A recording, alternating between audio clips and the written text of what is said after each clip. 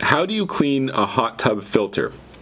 Well, I can tell you what most people do, and most people incorrectly will take the hot tub filter out, rinse it off with a garden hose, clean, right? Put it back in the hot tub, good to go.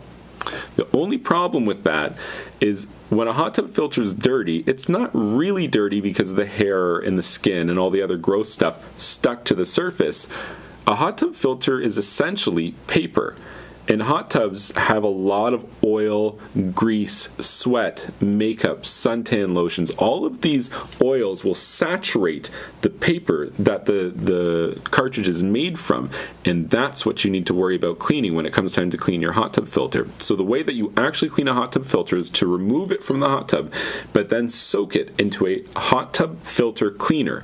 And that essentially is a degreaser. You're now soaking this paper filter in a degreaser product that will strip that grease off of the paper. Now you can rinse it. Now it's clean, and now it can be used in your hot tub again.